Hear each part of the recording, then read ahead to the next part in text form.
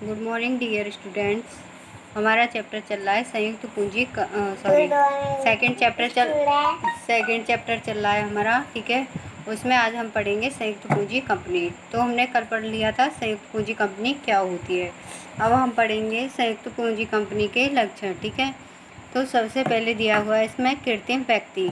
जो हमारी कंपनी होती है एक कृत्रिम व्यक्ति होती है। कृत्रिम व्यक्ति कैसे? क्योंकि ये एक व्यक्तिगत संपत्ति की तरह, जैसे एक व्यक्ति अपने पास में संपत्ति रखता है उसी प्रकार से कंपनी भी अपने पास संपत्ति रख सकती है, लोन ले सकती है, कॉन्ट्रैक्ट साइन कर सकती है, ठीक है। कंपनी दूसरों पर मुकदमा भी कर सकती है, ठीक है। लेकिन क्या नहीं कर सकती है? ये एक व्यक्ति की तरह सांस नहीं ले सकती है, खाना नहीं खा सकती है, दौड़ नहीं सकती है। तो ये क्या है? कंपनी एक कृत्रिम व्यक्ति है जो डायरेक्ट रूप से काम न करके इनडायरेक्ट रूप से काम करती है, ठीक है। दूसरों पे काम कराती है, लेकिन एक कंपनी को एक कृत्रिम व्यक्ति कहा गया है, ठीक है। नेक्स्ट आपका पृथक वैधानिक अस्तित्व। जो हमारी कंपनी होती है, कंपनी का सदस्यों से दायित्व पृथक होता है, ठीक है। कंपनी की अपनी पहचान होती है, ठीक है। सदस्यों की पहचान के अकॉर्डिंग ये नहीं चलती है, ठीक है। कंपनी की परिसंपत्तियां तथा देयता, उसके मालिक की परिसंपत्तियां तथा लायबिलिटीज़ दोनों अलग अलग होती हैं, ठीक है। कंपनी की असेट्स तथा लायबिलिटीज़ मालिक की असेट्स और लायबिलिटीज़ से अलग होती हैं, ठीक है। स्थापना।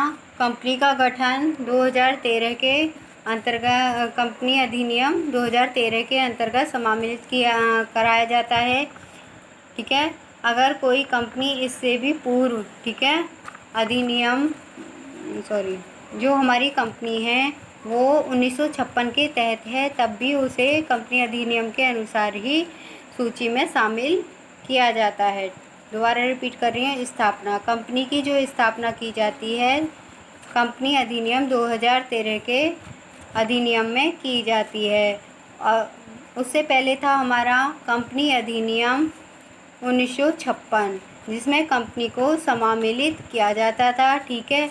उससे पूर्व के लिए किसी कंपनी अधिनियम के अनुसार भी जो हमारी कंपनी है, अगर 1956 से पहले भी कोई अधिनियम लागू चला गया है तो उसके तहत वो सूची में शामिल होनी चाहिए। शाश्वत उत्तराधिकार। कंपनी की रचना तथा उसका अंत कानून के माध्यम में किया जाता है, कानूनी माध्यम से किया जाता है, ठीक है। कानूनी माध्यम से कैसे? जब तक कंपनी का समापन नहीं होगा, तब तक कि जब सारे अंशधारियों का पैसा नहीं लौटा दिया जाएगा, ठीक है। जो प्रॉफिट होता है कंपनी का उसे नहीं बांटा जाए, ठीक है। उन सब जितनी कंपनी के पास में परिसंपत्तियां हैं मालिक सदस्यों की, वो न लौटा दी जाएं, तब तक कंपनी का समापन नहीं किया जा सकता, ठीक है। कंपनी को तभी बंद किया जा सकता है जब हमारी समापन की सारी विधियां पूर्ण हो जाएं। एक चीज़ और है, कंपनी बंद नहीं होती है, कंपनी के सदस्य चेंज होते रहते हैं, ठीक है। कंपनी के सदस्य तो आते जाते रहते हैं, लेकिन जो हमारी कंपनी है उसका अस्तित्व बना रहता है। नियंत्रण। कंपनी पर नियंत्रण कौन रखता है? कंपनी की प्रक्रिया का प्रबंध एवं नियंत्रण निदेशक मंडल द्वारा किया जाता है। जो हमारा निदेशक मंडल होता है, ठीक है, या हम उसे संचालक मंडल भी बोलते हैं, ठीक है। संचालक मंडल कौन सा होता है? जो हमारे अंशधारी होते हैं उनके द्वारा संचालक मंडल बनाया जाता है। तो संचालक मंडल की सहायता से व्यवसाय का संचालन करने हेतु उच्च प्रबंध अधिकारियों की नियुक्ति की जाती है। जो उच्च प्रबंधक की नियुक्ति की जाती है किसके द्वारा? संचालक मंडल के द्वारा। संचालक मंडल कौन है? अंशधारियों की एक मीटिंग होती है, उसे हम संचालक मंडल कहते हैं। अब है आपका दायित्व।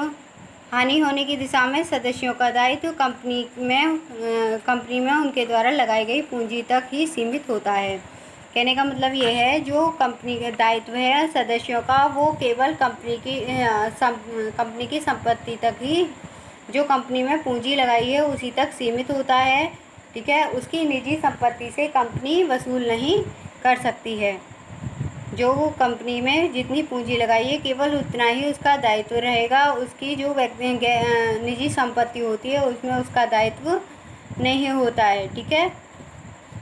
सार मुद्रा, कंपनी की अपनी सार मुद्रा होती है। सार मुद्रा मतलब मोहर।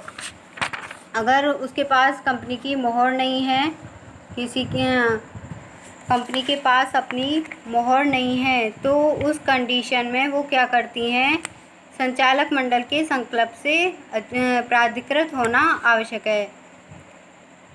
उनके मतलब कि जो प्रपत्र होते हैं, ठीक है, कंपनी के प्रपत्र होते हैं, उन पर हस्ताक्षर करने के लिए संचालक मंडल से सिग्नेचर कराए जाते हैं। वैसे तो कंपनी की सबकी अपनी सार मुद्रा होती है। कोई भी प्रपत्र होता है कंपनी उस पर अपनी मोहर लगाती है। ठीक है।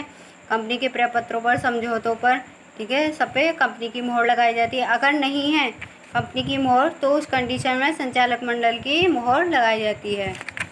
जोखिम उठाना, कंपनी में होने वाली स्थिति में इन जोखिमों को सभी अंशधारी आपस में बांटते हैं। ठीक है। ऐसा नहीं है जैसे हमारा एकल स्वामित्व व्यापार है और साझेदारी व्यापार, उसमें क्या करते थे, केवल एक व्यक्ति पर ही वो जोखिम डाला जाता था। लेकिन जो हमारी साझे कंपनी है, संयुक्त स्कंध कंपनी, उसमें जितने भी कंपनी के शेयर होल्डर होंगे सभी पर जोखिम को, हानि को बराबर बराबर हिस्सों में बांट दिया जाता है। ठीक है। तो आज की वीडियो में बस इतना ही रहने दो। उसके बाद हम पढ़ेंगे कंपनी के प्रकार।